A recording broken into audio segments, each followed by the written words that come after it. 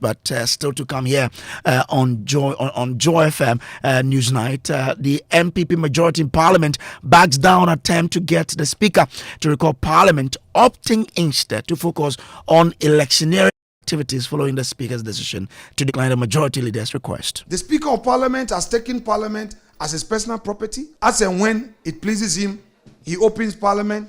Even when there's an issue that he could sit with us, he says, no, I cannot force him. I would use constitutional means. If he shut the door, it's up to him. We'll bring you details of this and more after business. But just before George comes in, we'll take these short messages.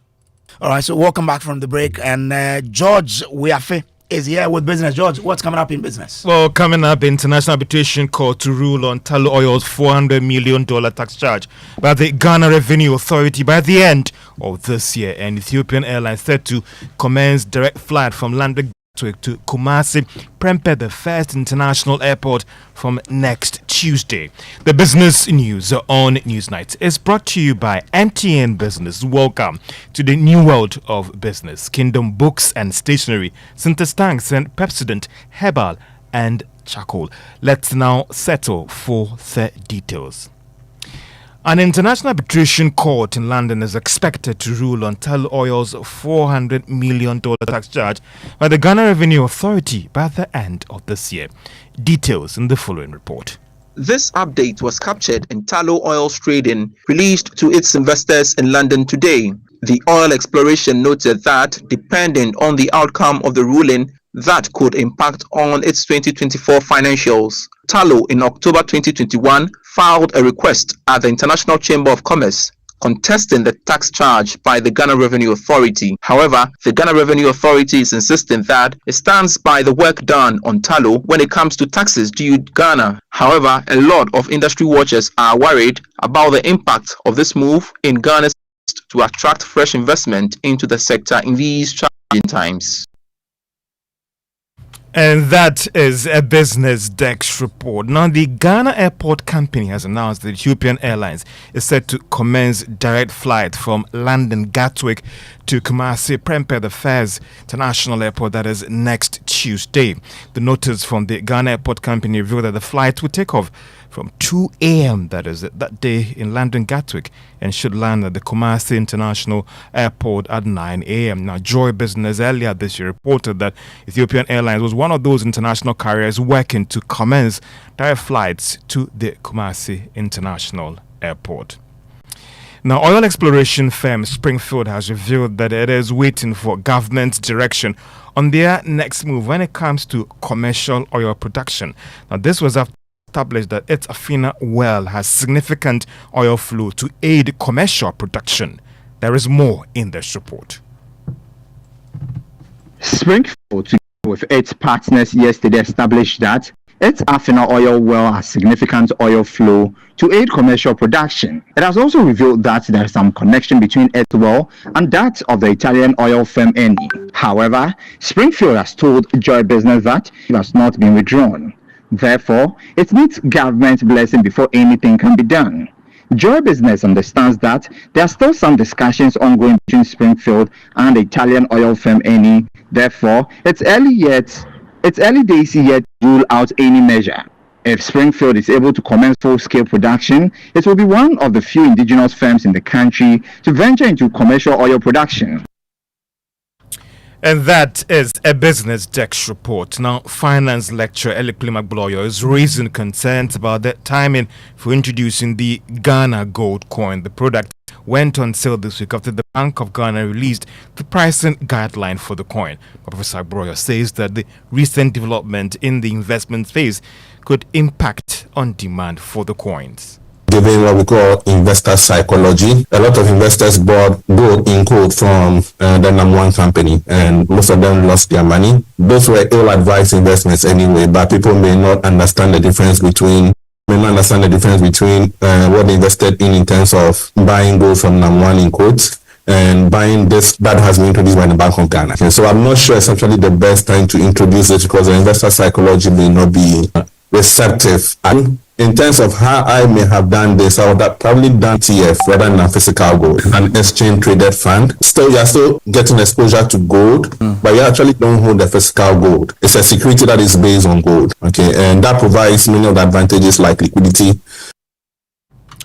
Finance lecturer Professor Elikplim Agboloyo. Now let's turn attention to the stock market. And if you have invested on the Ghana Stock Exchange, your returns have reached almost 50%. Now this is far better than what you might have earned when you look at the other investment instruments on the market.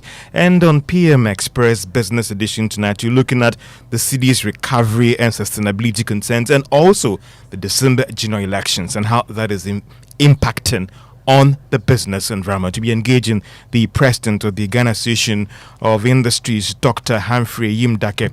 Dr. Joseph Obeng is the president of the Ghana Union of Trade Association and also manager macroeconomic research at GCB Bank PLC, Courage Boti, is at 9 p.m. on Joy News and all our social media platforms at 9 p.m. tonight. And it's time for sports, and Daniel Kranteng is around. Let's go straight into the stories. And Ghana has dropped 4 places in the latest FIFA rankings after failing to win any of their 6 games in the 2025 AFCON qualifiers. The Black Stars have seen a significant drop, moving from 73rd place in October to 77th this month. In September, Ghana dropped 6 places following a home defeat to Angola and a draw with Niger in Morocco. They dropped 3 more places in October after sharing a goalless draw with Sudan in Accra and losing 2-0 in the reverse fixture. In tennis, world number 2 and 5-time Grand Slam champion Iga Swiatek has accepted a 1-month suspension after testing positive for a banned substance. The 23-year-old reigning French Open champion tested positive for a heart medication TMZ in and out of competition in a sample taken in August 2024 when she was world number 1. The International Tennis Integrity Agency accepted that it was caused by a contamination of regulated non-prescription medication she manufactured in her home country of Poland. Swiatek took a jet. She took the medication for jet lag and sleep issues. Her level of fault was therefore considered to be the lowest end of the range, that is non-significant or for negligence. That's all for sports. We'll take a quick break. Welcome back from the break then. And tonight, NPP majority in Parliament is backing down on attempt to get the Speaker to recall Parliament, opting instead to focus on the electioneering activities following the Speaker's decision to decline the Majority Leader's request. Listen to Majority Leader Alexander Fenyomakin tell my colleague Elton Broby that the focus is now on engaging the electorate as we head to the election on December 7. Look at the shutdown they are doing in Parliament. Today, the Speaker of Parliament has taken Parliament as his personal property. As and when it pleases him, he opens Parliament. Even when there's an issue that he could sit with us, he says no. Look at the recent case. They themselves created this impasse. We, as law-abiding citizens, took the matter to court. The court ruled in our favor. They contested the case and lost. I was expecting Mr. Speaker to immediately open Parliament as a Democrat to say that government business must go on. I waited upon him. He did not. When I finally wrote to him to open Parliament for us to do government business, look at his response. He's not ready. Look at the response of the NDC. They wrote a counter petition saying that Mr. Speaker should not open Parliament. The flag bearer of the NDC also said the same thing. So what are they doing? To hold government hostage. So the 22 business that you wanted to, you wanted Parliament to consider this week. The Speaker said that you only do so after the election. To what extent will this affect government business? Well, again, it was up to his mischief. Like I said, are we even sure that he would open Parliament? That's the question. Are we even sure? But the answer lies in we winning massively. And once we win massively and we come, he would have no choice. And I do not want to rely on his words. You remember we recall Parliament. Right. Government did all that it had to do. We came in and he adjourned Parliament in a day. You remember that in June, without any provocation, we had government business to do. He said he had received a letter from Jubilee, and because of that he read a statement virtually insulting the president, and after that he gavelled and shut Parliament. I mean, You are in the media. You know all of these. So I don't want to talk about whether he would come European Parliament or not. I leave it to his own judgment. So for now, the request for a recall is closed, at least until after the elections. I cannot force him. I would use constitutional means. If he shut the door, it's up to him. But I can tell you that for the next 1 week, we'll focus on our elections with a determined mind to win and win well for Parliament and for our flag bearer, so that we know that we have a government in waiting to implement these important policies. The Free SHS Bill. We want to enact a law and ensure that the Free SHS Bill becomes law, that is not just backed by policy, but there's a law. The one district, one factory, we want to help industry. We want to help the private sector. So if they are still acting undemocratic with an overwhelming win in Parliament for Dr. Bawumia, obviously we will have no difficulty. My final question will be Well, that's a Majority Leader Alexander Feomakin speaking there to my colleague Elton Brobe. Away from that, private legal practitioner Samson Ladiayanini says it is unusual that a judge presiding over a case has been transferred just when she was set to deliver judgment. A judge who presided over the criminal trial of Kwabena Safo Kantanka for bribery has been transferred, with lawyers for both parties meeting a new judge in court today. Mr. Safo Kantanka, you will recall, as President Akufo-Addo's nominee to be for the MC of Joabing in the Ashanti region in 2022, was a judge with 26 count, or was charged with 26 count of election-related corruption before the High Court in Kumasi by the Office of the Special Prosecutor. Now, following the conclusion of the trial, judgment was expected this morning until the parties went to court, only to be told the presiding judge had been transferred with a new judge in place. Kwekwa Santi of our Legal Affairs Desk has the details of what exactly happened. You know that in 2022, Mr. Safo Kantanka was seen in a video demanding some monies he allegedly paid to them to confirm him as a nominee of the president, and the OSP took the matter up, filed charges against him in court. Following the closure of both the state case and that of Mr. Safo Kantanka, the judge, Justice Priscilla Dikru Ofori, was expected to deliver judgment as whether or not Mr. Safo Kantanka was guilty of the charges or not. But when the OSP and the other parties went to court today, they were told that the judge had actually been transferred and that there is a new judge who actually sat through the case. Mr. Safo Kantanka also came to court with a new legal counsel, and then the new legal counsel argued that their client wished to file new written submissions, and so the new assigned judge, upon hearing these submissions, stated in open court that since he was new to this case and required time to review the docket, he has adjourned this case to 20th January. Well, but reacting to the development, Samson Ladiayanini explained that the Chief Justice has the prerogative to transfer judges at any point in time. However, this judge, who has concluded a trial and was set to deliver her judgment, will be expected to return to the court to deliver the judgment on the matter. The written submissions that we file at the close of a case are actually not binding on a court, and the court is allowed to go ahead and deliver judgment without written submissions. Now, the circular that the CJ issued that I referred to is actually compliant with the terms of our jurisprudence around Articles 144 and 145, where a judge is retiring or is leaving, they still have the opportunity to sit and deliver their judgment. The new judge who has come in does not have a say. If the new judge will give any instruction, it will probably be that the judge who has been transferred has asked them to come on a different date, on which the judge who has been transferred will be in the court to deliver her judgment. The new judge, practically, legally, is unable to do anything about the case. In fact, reviewing what is on the docket is of no consequence. And I doubt that the lawyers for any of the parties who may not have filed their written addresses have any further opportunity to do so, because it is the judge who has been transferred who has to do the judgment. It is not the judge who has now come into the matter, who has the power to do anything.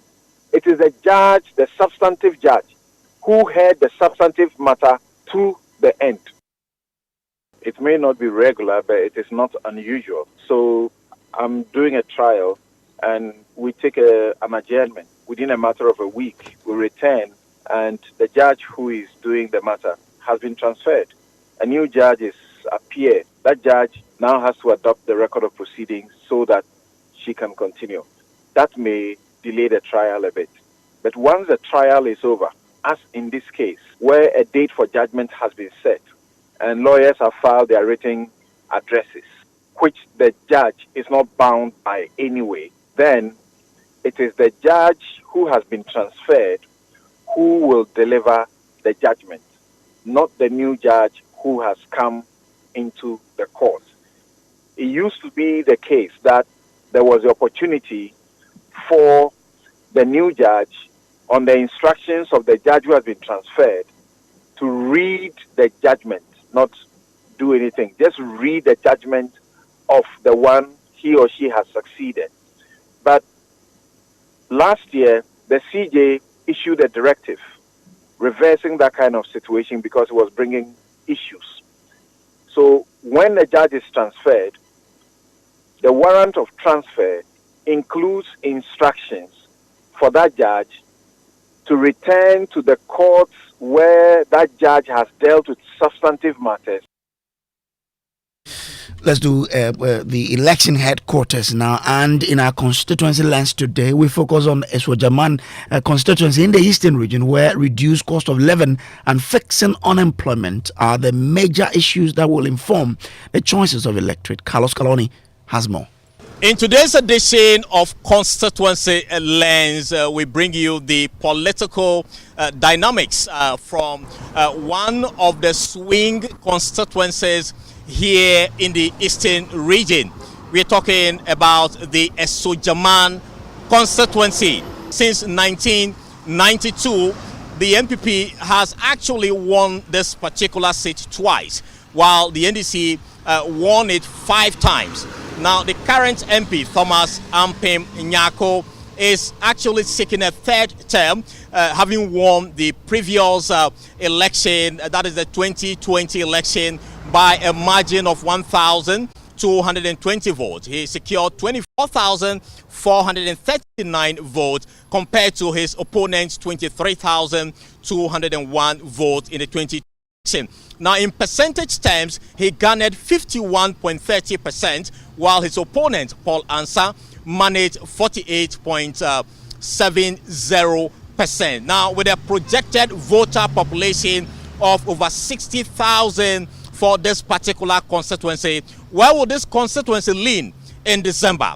What factors are actually influencing voter decision here in the Eswojaman constituency? I believe you want to know, and so come with me while we speak to voters to understand the factors that will inform their vote on December 7th. We the youth, we are suffering from work and then money. We don't have, some of us, we don't have parents to support, so we need them to help us. Everything is too much. The fare, everything is high, so they need to do something about it. Here, they are not buying because the economy is very high. The passengers don't have money. The MPs, if we vote for them and they win, they don't know us. Oh, the youth employment in this community is very difficult because we only have VRA and the voter lake. So it's like if the course you study doesn't correspond to that area, that means we are not going to get any employment. The kind of nepotism that this government has really shown, that you have to belong to a particular circle before you are given some kind of attention. And you look at the basic things. Actually, I've really gone round, especially in Akosombo, and you see poverty staring at your face. You see people are suffering. Right now, even Kenke, 2016, Kenke was 1 cedi, and we use it for campaign. But now Kenke is 7 cedi, 8 cedis. So I think that if any part that can come to power and then reduce the cost of living, I will vote for that person. I have built more schools than the district assembly has done in the past 8 years. I have built more clinics and renovated more clinics than the whole government has done in the past 8 years. Apart from the provision of infrastructure, I have spent a lot of money in training, providing in-service trainings for our teachers. I have paid school fees for many of our constituents who are in tertiary institutions, those in the universities, colleges of education, nursing training colleges, and many of them. Every year I keep doing these things. Every year when school placements come out, I support parents with mattresses, chop boxes, and other school supplies. And you see, everything I say, I go back to challenge my opponents and the NPP to show what they have been able to do in these areas. That cannot be true. That is palpable falsehood. Look, many of the things that the outgoing member of parliament, Thomas Ampinyaku, speaks about are projects that are sponsored by NGOs. And now the people know. Who brought in the NGOs? Look, I'm saying that sometimes the NGOs come by themselves. I know, for instance, Safe Water. Safe Water is building water system for the good people of the Kokono combined Pumpuni area. They came on their own volition. I've engaged with them. His contribution to that project is zilch, zero. Not 1 cent. He has built schools. He has not. Please, he has not. Done a lot. He has not. He has started for 8 years. He has started about 1 or 2 school projects he's unable to complete.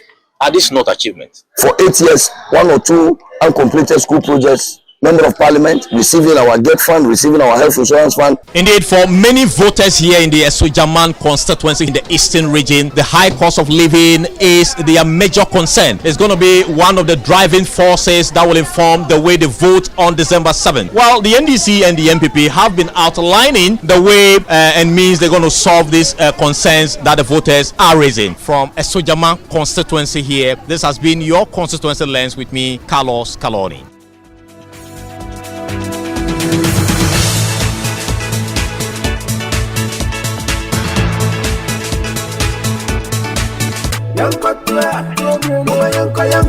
Ago Omambapa, the time to exercise your civic duty is here again.